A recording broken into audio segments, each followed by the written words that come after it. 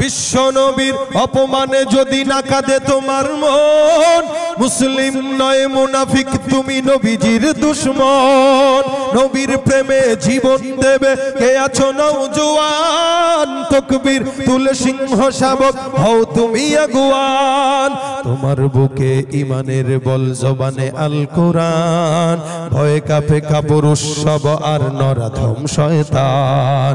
জীবনের চেয়ে বুকে আছে বেশি নবীজির সম্মান, কেমনে তুমি থাকবে বসে হলে তার অপমান। তুমি সাচ্চা মুসলমান, ঈমান তোমার ধন, নবীর প্রেমে জাগ্রত তুমি নির্ভীক পালোয়ান। পারো তো সবাই জবান খুলে আওয়াজ দিয়া, সাচ্চা মুসলমান, ঈমান তোমার ধন, নবীর প্রেমে জাগ্রত তুমি নির্ভীক পালোয়ান। শ্রেষ্ঠ নবীর ব্যঙ্গ করে পাপিষ্ঠ আর বদনসিব, আমরা তাদের ঘৃণা জানাই ধিকি ধিকি ধিকি শতধিক। জাতিসংঘের কাজ কি তবে দর্শক হয়ে থাকবে চুপ, সাম্প্রদায়িক সম্প্রীতি আজ যাচ্ছে ভেঙে পাচ্ছে লোক।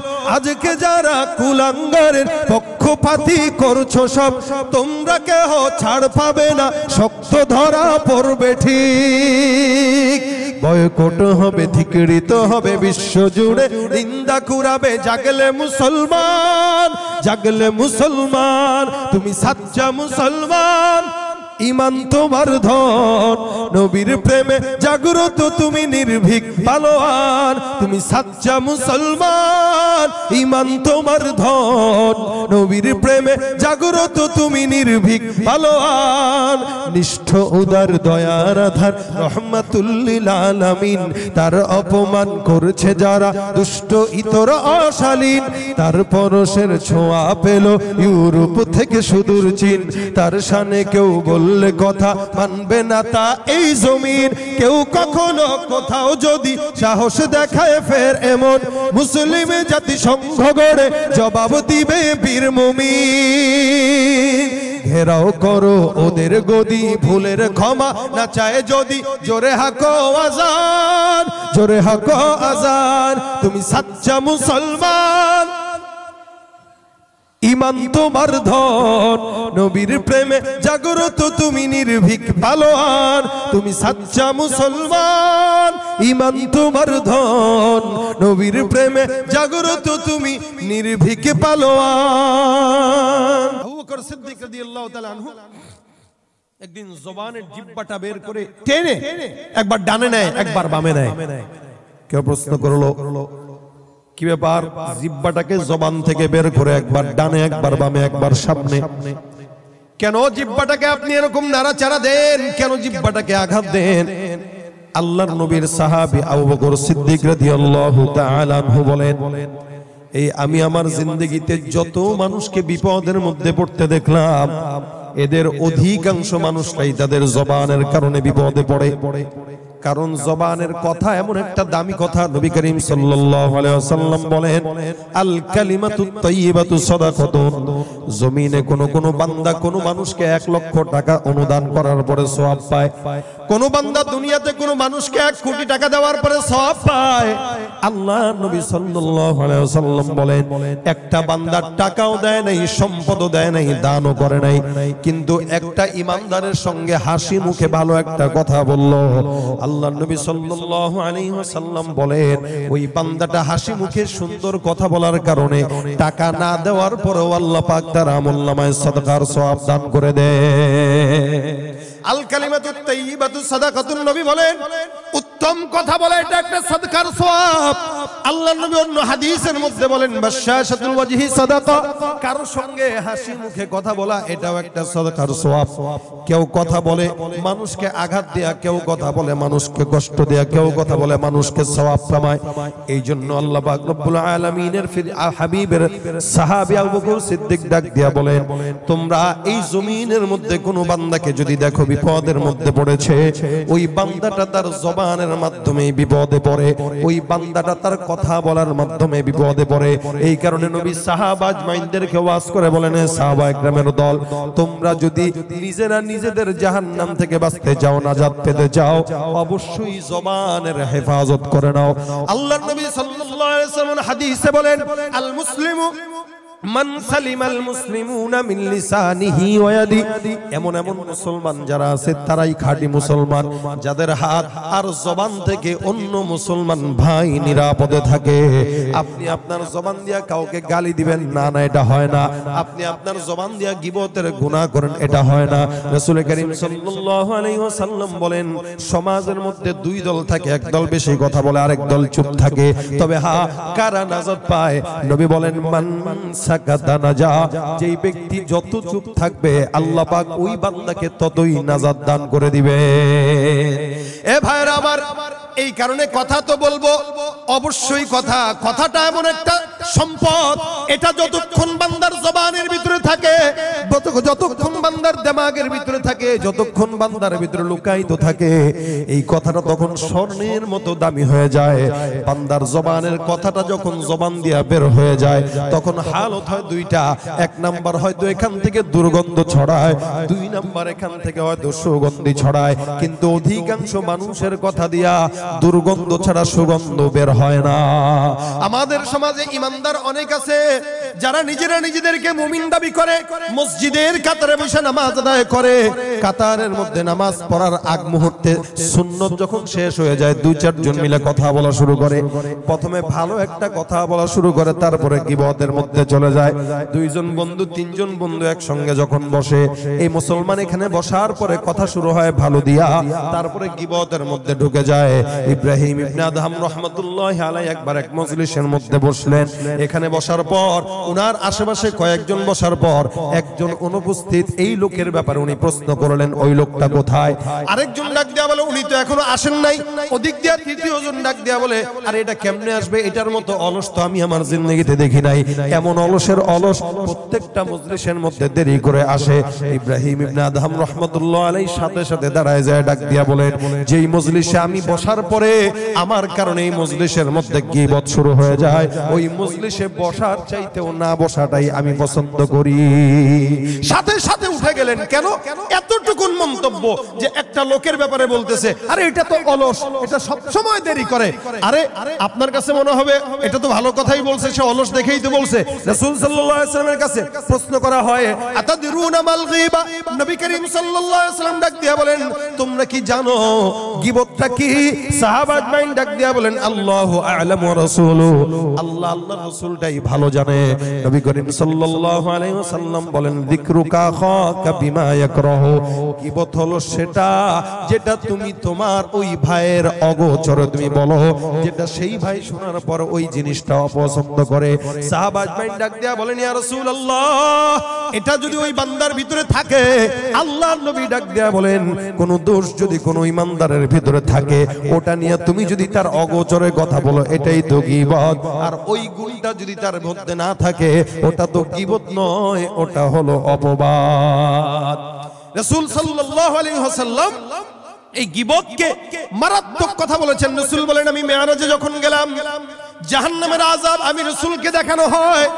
আমি ওখানে যাওয়ার পর দেখলাম জাহান্নামের ভিতরে একদল বান্দা, বড় বড় হাতের নখ, পিতলের মতো চোখা। আল্লাহর নবী বলেন, নখ দিয়ে তারা তাদের সমস্ত বুকগুলো আর মুখের গোশতগুলো খামচায় খামচায় উঠায় দেয়। আবার গোশতগুলো লেগে যায়, আবারও খামচায়, আবার গোশতগুলো উঠে যায়, আবারও খামচায়।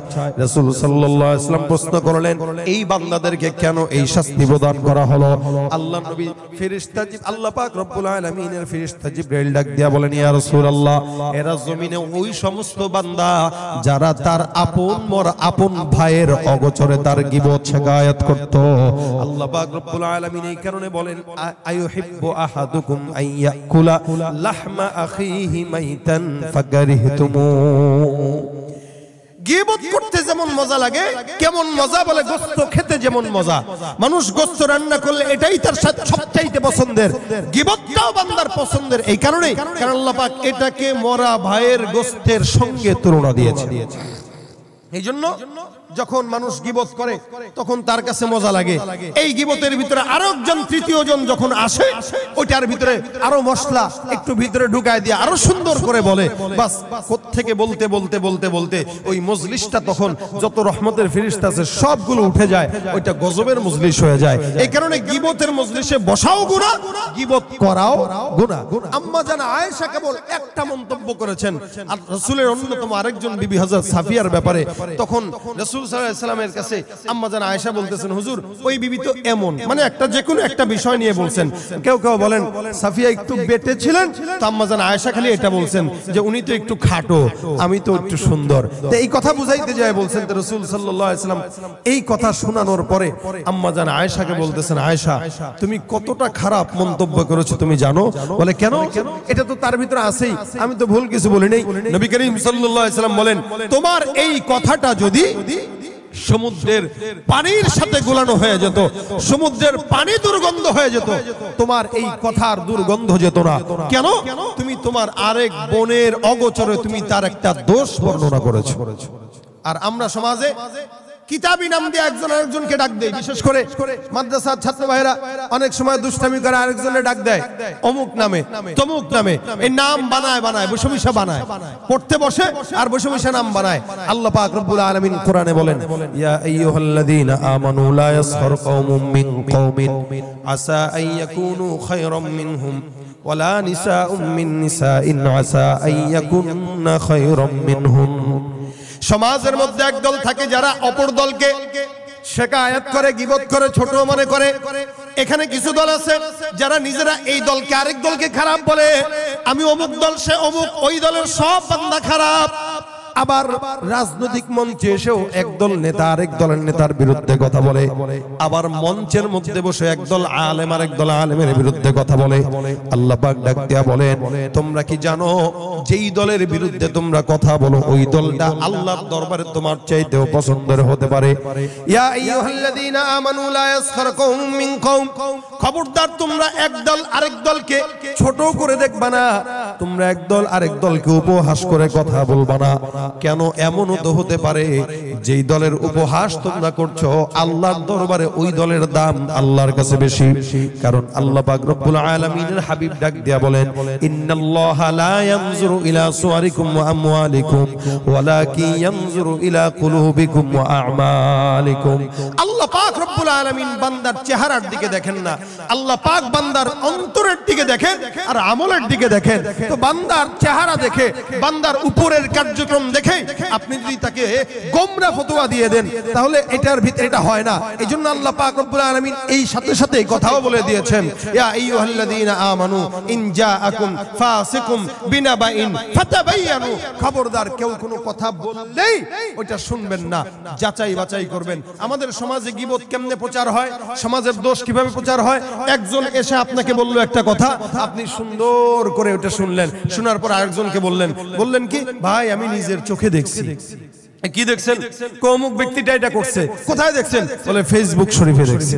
এই যে ফেসবুকে দেখলো, ফেসবুকে বর্তমান সময়ে 100টা কথার মধ্যেই 99টা নয় বরং 100টার চাইতে 100 বেশিটা কথাই মিথ্যা। কি বলেন ঠিক না? যত কিছু দেখছেন আপনি ফেসবুকে দেখলেন, এই কথা যে সত্য না মিথ্যা আল্লাহ পাক বলছেন তোমরা এটার যাচাই বাছাই করো।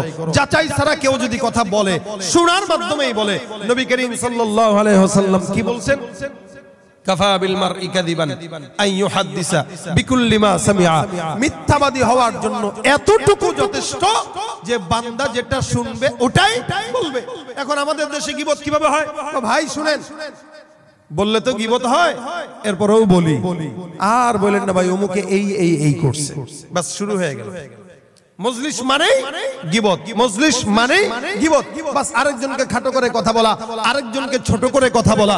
আল্লাহ পাক রব্বুল আলামিন বলেন, তুমি যাকে ছোট মনে করতেছো আল্লাহর কাছে তার দাম বেশি। কেন? সে হয়তো রিকশাওয়ালা, সে হয়তো ভ্যান চালক, সে হয়তো বাসের ড্রাইভার, সে হয়তো কালো মানুষ, আলেম না, কিন্তু তার ঈমানের কারণে আমি আল্লাহর কাছে একজন এমপি মন্ত্রী সম্মানিত মানুষের চাইতেও দাম বেশি হওয়ার সম্ভাবনা আছে না নাই? জোরে বলেন তো। কেন আছে? বলে তার দিলের ভিতরে অন্য কোনো কিছু না থাকলেও ঈমান আছে। তার টাকা না থাকলেও ঈমান আছে, সম্পদ না থাকলেও ঈমান আছে, ক্ষমতা না থাকলেও ঈমান আছে, খবরদার আসা আইয়াকুনু খায়রাম মিনহুম, এমনও হতে পারে তারা আল্লাহর কাছে সম্মানিত।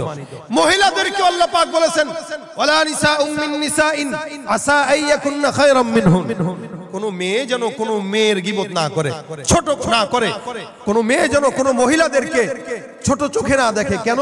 এমনও হতে পারে যে মহিলাকে ছোট চোখে দেখেছেন ওই মহিলাটা আপনার চাইতেও দামি।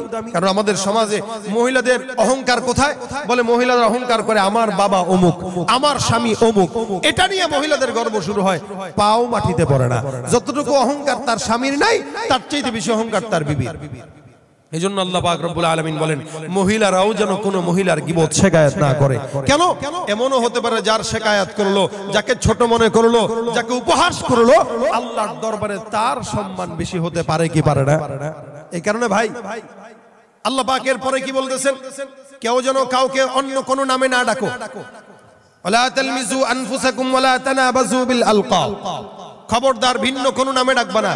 আল্লাহ পাক রব্বুল আলামিনের হাবিব বলেন তোমাদের কেউ যখন জন্মগ্রহণ করে তোমরা তার সুন্দর একটা নাম রেখে দাও।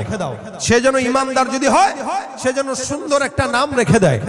নাম যেহেতু আমাদের রাখা আছে, এই নামকে বাদ দিয়া যদি কেউ অন্য কোন মুসলমানের ভিন্ন নামের লকব দেয় যে আজকে থেকে অমুকের নাম এইটা আমি দিলাম, আপনারা এই নামে ডাকবেন, অথচ তার একটা বাবা মা রাখা নাম আছে, ওই নামকে ব্যতি রেখে সে ভিন্ন নামে ডাকার জন্য জনগণকে উদ্বুদ্ধ করে, বুঝতে হবে সে যাই হোক সে ফাসিক। কেন? আল্লাহ পাকের এই আয়াতের বিপরীতে সে চললো। আল্লাহ বলেছেন লা তানাবাজু বিল আলকাব, ভিন্ন কোন নামেও মানুষকে ডাকা যাবে না। বলেন তো এই কথা যা বললাম এগুলো কি আল্লাহ পাকের আদেশ না আদেশ না? আদেশ। আদেশ যদি হয় ইমানদার হিসেবে আমাদের মানা জরুরি কি জরুরি না? জরুরি। এই জন্য এখন থেকে নিয়ত করেন যারা ছাত্র ভাইরা এখানে আছেন, আপনারা কোন ছাত্র ভাইকে ভিন্ন কোন নামে ডাকবেন না। দেখা যায় অনেক সময় এরকম হয় মাদ্রাসার ছাত্রদেরকে একজন আরেকজনকে ভিন্ন নামে ডাকার কারণে কষ্টে ওই মাদ্রাসা সে ত্যাগ করে। এটা আমার সাথেই হয়েছে। আমার সাথে বলতে আমি পড়াই এরকম এক ছেলের সাথে হয়েছে। সে মাদ্রাসায় পড়বে না, তাকে এক জায়গায় ভর্তি দিয়েছি। কেন বাবা তুমি পড়বা না কেন? আমাকে ছাত্ররা ভিন্ন একটা নামে ডাকে। কি নামে? যে কোনো একটা নামে তাকে ডাকে। এটা সে নিতে পারে না, এটা সে সহ্য করতে পারে না। বাচ্চা মানুষ, 9-10 বছর বয়স। তাই আমি বললাম তাই কি করবা? আমি এখানে পড়বো না, এখানে সবাই আমাকে এরকম একটা নাম দিয়ে ডাকে। পরে সে ওখান থেকে চলে এসে আরেক জায়গায় ভর্তি দেওয়া লাগলো। এই যে একটা ছোট্ট জিনিস, হয়তো ছাত্র ভাইরা অনেক সময় বুঝে না, মজা করে একজন আরেকজনকে ডাকে। এটা ছাত্ররা বাচ্চারা বললে মানা যায়, কিন্তু বড়রা যখন আলেম হয়ে আলেমরাও যখন একজন আরেক দলের বিপরীতে নাম ব্যঙ্গ করে তখন তার নামটা সমাজে প্রচার করতে চায়, তখন তো বলা লাগে সে ফাসিক ছাড়া আর কিছু না। এই কারণে এটা মাথায় রাখবো, কোন ইমানদার ভাইকে আমরা লকব ভিন্ন নামে ডাকবো না। ইনশাআল্লাহ বলেন ইনশাআল্লাহ। এটা আল্লাহ পাক নিষেধ করেছেন। কে নিষেধ করেছেন বলেন? আল্লাহ। এগুলা গুনাহ, এগুলা অন্যায়, এগুলা মহাপাপ। এই কারণে আল্লাহ পাক রব্বুল আলামিন জায়গায় জায়গায় ইমানদারকে বলেছেন খবরদার এগুলো থেকে বাঁচো। ওয়াইলুল লিকুল্লি হুমাযাতিল লুমাযা।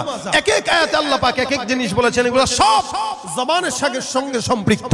আমরা কথা বলতে যে আজকাল তো এই সুন্দর একটা পবিত্র মঞ্চ যেটা বয়ানের ময়দান, এই ময়দানেও বসে স্টেজে বসে আমরা এখন গীবত করতে ছাড়ি না।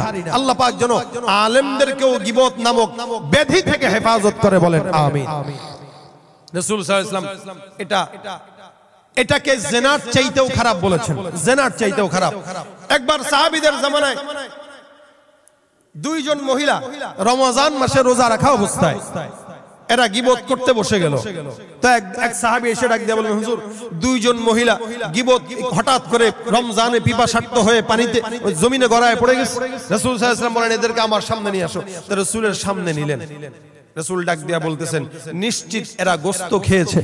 তো সাহাবী বললেন, হুজুর এরা গোশত পাবে কোথায়? এরা তো রোজাদার। রাসূল বলেন, না এরা গোশত খেয়েছে। সাহাবীরা বলতেছেন, হুজুর এরা ভোর রাতেও তো গোশত খায় নাই, কোনোমতে খেজুর দিয়ে সাহারি করেছে। রাসূল ডাক দিয়া বলেন, না এরা রোজা রাখা অবস্থায় গীবত করেছে। রাসূল সাল্লাল্লাহু আলাইহি ওয়াসাল্লাম বললেন, যদি বিশ্বাস না হয় তাহলে দুইটা বল তাদের দুইজনের সামনে দাও, দুজনের সামনে দুইটা বল দিয়ে দাও, আর এদেরকে বলো আঙ্গুল মুখে দিয়ে যেন বমি করে। তো তাদেরকে বমি করার কথা বলা হলো। দুইজন মহিলা বমি করলো, দেখা গেল তাদের পেট থেকে মরা পচা গোশত বের হচ্ছে। রাসূল সাল্লাল্লাহু আলাইহি ওয়াসাল্লাম সাহাবীদেরকে বললেন, তাকায় দেখো এদের জবান থেকে কেমন পচা গোশত বের হয়। সাহাবীরা ডাক দিয়া বলতেছেন, হুজুর এগুলো কিসের? রাসূল ডাক দিয়া বলতেছেন, এগুলাই হলো গীবতের গোশত, যেটা তার অপর ভাইয়ের অগোচরে সারা গীবত করে রোজা রাখা অবস্থায় তারা এই গোশত খেয়েছে, যার কারণে এদের পানির পিপাসা লেগেছে। সুতরাং রোজা রাখা অবস্থায় হোক, ঈমানদার অবস্থায় হোক, যে কোনো হালতে হোক, গীবত শেখায়ত করব না। হ্যাঁ, কখনো কখনো গীবত করা ফরজ বা ওয়াজিব বা মুবাহ বা মুস্তাহাব। যদি গীবত নাই, জরুরত হতো, তো সাহাবা আমাদের অসংখ্য মুফাসসিরিন ইকরাম, অসংখ্য উলামা ইকরাম গীবত করেছেন কিসের ব্যাপারে? বলে হাদিসের ব্যাপারে।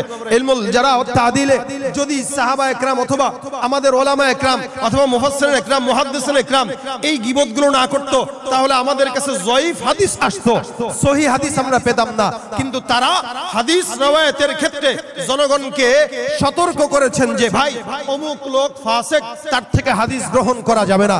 প্রকাশ্যে তারা এই সমস্ত হাদিসগুলোকে সহিহ আনার জন্য এই সমস্ত মিথ্যক হাদিস যারা রওয়ায়াতকারী এদের গীবত সমাজে গিয়েছেন। হ্যাঁ, আমরাও গাবো, তবে কাদের?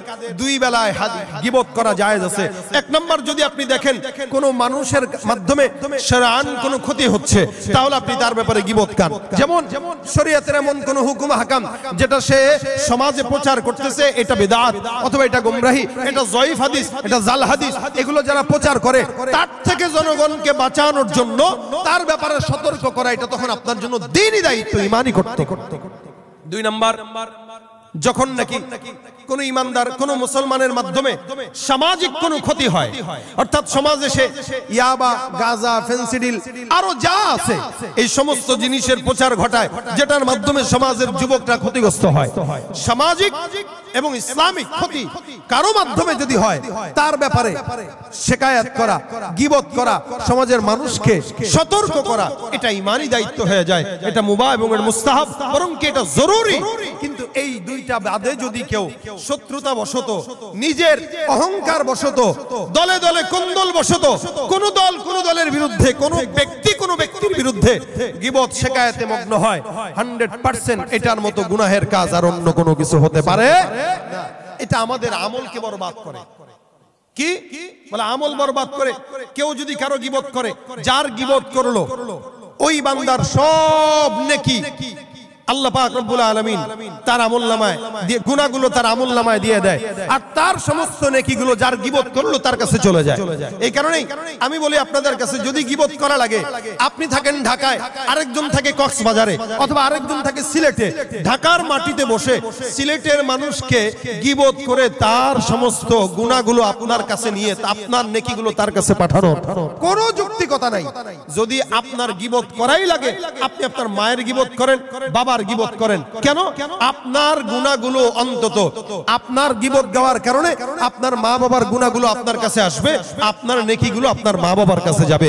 অন্তত আপনার মা বাবা আপনাকে কষ্ট করে এই পর্যন্ত বড় করেছে, আপনার নেকিগুলো যদি নেওয়ার পরে তারা জান্নাতি হয়, তাহলে সমস্যা কি? ঘরের নেকি ঘরেই থাক, আপনি আপনার মা বাবার গীবত করেন, এই উসিলায় অন্তত আপনার মা বাবা জান্নাতি হোক। কিন্তু আমাদের সমাজে কেউ তার মায়ের গীবত করে না, বাবার গীবত করে না, ভাইয়ের গীবত করে না, কিন্তু অপর ভাইয়ের গীবত ঠিকই করে। আপনি আপনার মায়ের গীবত যদি অপছন্দ করেন, একজন মুসলমান ভাইয়ের গীবত করাও আপনার জন্য অপছন্দ করা উচিত। কেন? একটা ঈমানদার আরেক ঈমানদারের, রাসূল বলেন ইন আল মুমিনু মিরআতুল মুমিন, একটা মুমিন আরেক মুমিনের আয়না স্বরূপ। আয়নার সামনে যেমন আমাদের চেহারার দাগগুলো দেখা যায়, ঠিক তেমনই ভাবে মুমিন মুমিনের দাগ দেখবে কিন্তু কাউকে বলবে না। আয়না যেমন আমাদের দাগ কাউকে বলে না, মুমিনও মুমিনের কোনো দাগ কাউকে বলবে না, গোপন রাখবে, বরং এটাকে সুন্দর করবে। কিভাবে? ইন্নামাল মুমিনুনা ইখওয়াতুন ফাআসলিহু বাইনা আখাওয়াইকুম ওয়াত্তাকুল্লাহ। মুমিন মুমিনের ভাই। এ আল্লাহ পাক রব্বুল আলামিন বলেন, কেউ যদি ভুলও করে, আপনার সামনে যদি প্রকাশ হয়, আপনি এটাকে ইসলাহের নিয়তে শুধরায় দেন। কিন্তু সমাজে মানুষের কাছে বলে বলে শুধরানো, এটা শুধরানো নয়, বরং সমাজে বিশৃঙ্খলা সৃষ্টি করা। শুধরাবো, এটা আল্লাহ পাকের আয়াত অনুযায়ী ফাসলিহু বাইনা আখাওয়াইকুম। একটা ইমানদার ঘরের মধ্যে যখন মানুষের ঝগড়া লাগে, নিজের আপন ভাইয়ের ঝগড়া মানুষ সমাজের মানুষের কাছে বলে বেড়ায় না, মা বাবার দোষ মানুষ সমাজের মানুষের কাছে বলে বেড়ায় না, ঘরের কোন্দল মানুষ সমাজের বাহিরের মানুষের কাছে বলে বেড়ায় না। ঠিক আমরা কি করছি? আমরা এখন যেই সময়টাতে আমাদের দেশের শিক্ষা ব্যবস্থার ভিতরে সমকামিতার প্রচার প্রসারের পায়তারা করা হচ্ছে, মানুষকে ডারউইনের মতবাদ শেখানো হচ্ছে, এদেশের শরীফ আর গল্প প্রচার করা হচ্ছে, ওই সময় আমরা আফসোস তাদের বিরুদ্ধে না আচরণ করে আমরা আমাদের মুসলমানের ভিতরে আমরা আমাদের দ্বন্দ্বে লেগে গেছি। আর এদিক দিয়ে তারা সুযোগ পেয়ে শরীফ আর গল্প ঢুকিয়ে মুসলমানের ঈমান নষ্ট করার পায়তারা করতেছে। ঠিক কি নজরে বলে? এই জন্য সতর্ক থাকবেন ভাইরা আমার, নিজেদের গীবত নিজেরা না করে আমরা একে অপরকে মুমিন ভাই হিসেবে শুধরে দেওয়ার চেষ্টা করব। মুমিন ভাই হিসেবে আমরা তাদেরকে ইসলাহের নিয়তে কাছে টান দিয়ে ডাকবো। কেউ ভুল করবে, ভাই ফোন করে আপনার এই কাজটা একটু খারাপ লাগতেছে, এটাকে শুধরায় নেন, আল্লাহ পাক রব্বুল আলামিন বরকত দিবে ইনশাআল্লাহ। দেখবেন সে যদি শুধরায় তো আলহামদুলিল্লাহ, আর আপনি যদি দূর থেকে বলে তাকে আঘাত দিয়ে বলেন, সে আরো হিতে বিপরীত হওয়ার সম্ভাবনা থাকে। এতে শুধরানো নয়, বরং সমাজে ফিতনা ছড়ায়। আর ফিতনার ব্যাপারে কি বলেছেন এটা তো আমরা, আল্লাহ পাক রব্বুল আলামিন কি বলেছেন এটা আমরা ভালোই জানি। আল্লাহ বলেছেন আল ফিতনাতু আশাদ্দু মিনাল কতল, হত্যা থেকে মারামারি থেকে ফিতনাটা মারাত্মক অন্যায়। সুতরাং সমাজে আমরা যেন ফিতনা না ছড়াই, গীবত নামক শিকায়াত নামক এই সমস্ত কাজ থেকে আল্লাহ পাক যেন আমাদেরকে হেফাজত করে, বলেন আমিন। এখানে যে সমস্ত ভাইরা আছেন বসছেন, আমি আজকে আপনাদের সামনে এই কথাগুলো খুব দিল থেকেই বললাম। কেন? সমাজে আমরা আলেম ওলামারাও আজকে গীবতকে পানি ভাত মনে করি, বরং ইবাদত মনে করি। ইবাদত যে এটা বলা আমার ইবাদত, এটা বলা আমার দায়িত্ব, ঈমানি দায়িত্ব। কিন্তু কোনটা গীবত আর কোনটা ঈমানি দায়িত্ব আর কোনটা শিকায়াত আমরা নিজেরাই এটা বুঝতেছি না। যার কারণে সমাজে ফিতনা বাড়তেছে, দলে দলে কোন্দল বাড়তেছে। এই কারণে আপনাদের কাছে আকুল আবেদন, আল্লাহ পাক যেন আমাকে আগে গীবত থেকে হেফাজত করে, আপনাদেরকেও যেন গীবত থেকে হেফাজত করে। ইমানদাররা আমল করে অনেক। রাসূল সাল্লাল্লাহু আলাইহি সাল্লাম বলেন, এক ইমানদার আল্লাহ পাকের নিশ্চিত জান্নাতে যেতে যেও আটকায় যাবে। বলে কেন? যার গীবত করেছিল ওই বান্দা তার জান্নাতের দরজার সামনে এসে হাজির হয়ে বলবে, ভাই জমিনে আমার গীবত শিকায়াত করে আমার সম্মান নষ্ট করেছো, আজকে তোমার কারণে আমি আমার আমলের কমতির কারণে জাহান্নামী হয়ে যাচ্ছি, কিন্তু তুমি আমার গীবত করার কারণে আমার সম্মান নষ্ট করেছিলে, আজকে আমি মাফ করব না, ওখান থেকে আমাকে কিছু নেকি দাও। রাসূল বলেন, নিশ্চিত একজন জান্নাতি বান্দা গীবতের গুনাহের কারণে ওই ব্যক্তিকে যখন আমল দিতে যাবে, আমল দিতে যে এই ব্যক্তি নিশ্চিত জান্নাতি হয়েও জাহান্নামী হয়ে যাবে, আর ওই ব্যক্তি নিশ্চিত জাহান্নামী হয়েও তার ওই নেকগুলো নিয়ে জান্নাতি হয়ে যাবে। এই কারণে আমাদের জবানের হেফাজত করা চাই। জবান এটা বড় মারাত্মক জিনিস। এই জন্য রাসূল সাল্লাল্লাহু আলাইহি ওয়াসাল্লাম বলেন, যার জবান থেকে অন্য মানুষ নিরাপদ থাকে সে খাঁটি মুমিন। আমি কাকে কি বলতেছি একটু চিন্তা করে বলবো, একটু যাচাই বাছাই করে বলবো, আদৌ কি এই লোকটা এই কথাগুলো শোনার যোগ্য কিনা, উপযুক্ত কিনা। যদি না হয় তা না বলি, খালাস। আমি আমার জিহ্বাটাকে যতক্ষণ পর্যন্ত আমি জারি রাখবো, গীবত শিকায়াত নয়, জিহ্বাটাকে আল্লাহ পাকের জিকির অথবা রাসূল সাল্লাল্লাহু আলাইহি ওয়াসাল্লামের দুরূদ শরীফের মাধ্যমে আমি আমার জিহ্বাটাকে জারি রাখবো। এভাবে আমার জিহ্বাটাকে আমি আমার জারি রাখি, গীবত শিকায়াত নিয়ে নয়। আল্লাহ পাক যেন আমাদের সকলকে তৌফিক দান করে, বলেন আমিন। এখানে যারা বসছেন আর আমি যে বললাম, যা কথা বললাম, যা কথা শুনলাম, সব কিছু যদি আমলের নিয়তে বলা হয় আর শোনা হয়, ইনশাআল্লাহ এই 2 দিন ব্যাপী মারকাজে ফয়জিল কোরআনের মাহফিলটা আল্লাহ পাক নাজাতের উসিলা বানায় দিবে। বিশেষ করে আমাদের শ্রদ্ধেয় ভাই মুর্তাজা হাসান ফয়জি মাসুম ভাই, উনি অনেক চৌকান্ন মানুষ, ইলমি মানুষ, আল্লাহ পাক ওনার মাধ্যমে নীরবে বহুত বড় একটা খেদমত নিচ্ছেন। আল্লাহ পাক যেন ওনার জানে, মালে, ইমানে, আমলে, হায়াতে, রিজিকে ভরপুর কামিয়াবি দান করে, বলেন আমিন। এই বাংলাদেশের অসংখ্য হেফজুল কোরআন মাদ্রাসার মধ্য থেকে আমার পছন্দের অন্যতম মাদ্রাসা হইল উনার মাদ্রাসা। উনি যেমন রুচিশীল, উনার মাদ্রাসাও তেমন রুচিশীল। উনি যেমন মানুষ, উনার ছাত্ররাও ঠিক তেমনই মুখলেস মানুষ। আলহামদুলিল্লাহ, বাংলাদেশে অনেক হাফেজে কোরআনদের ব্যাপারে অনেকে কথা বলতে পারলেও হাফেজ তাকরিমের ব্যাপারে একটা কথাও কেউ বলতে পারে না। কি ঠিক না? কেন? আমরা চাই এই মারকাজে ফয়জুল কোরআন থেকে যেন হাফেজ তাকরিমের মতো আরো হাজারো হাজারো হাফেজ মুখলেস ছাত্র বের হয়, জোরে বলেন আমিন।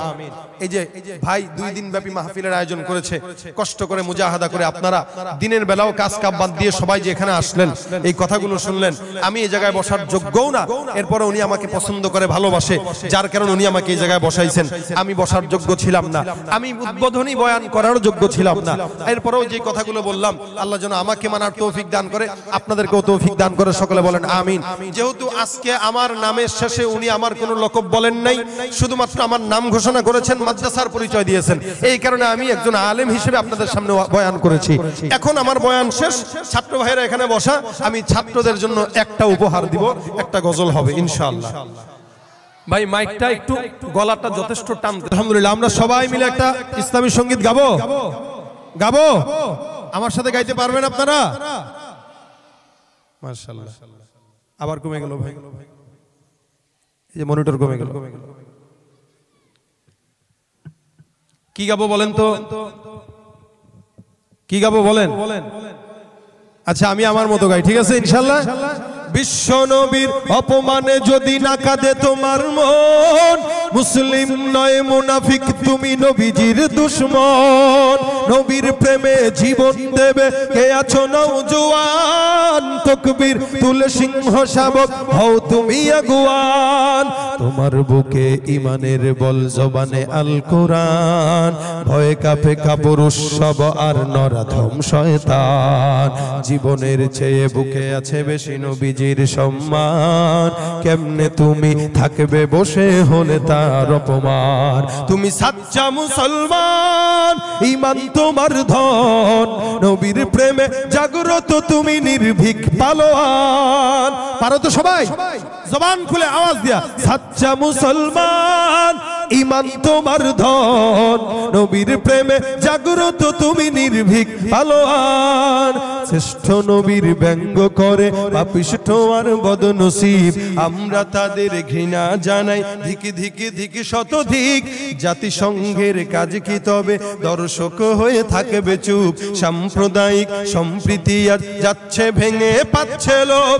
আজকে যারা কুলাঙ্গারের পক্ষপাতী করছো সব, তোমরা কেহ ছাড় পাবে না, শক্ত ধরা পড়বে ঠিক।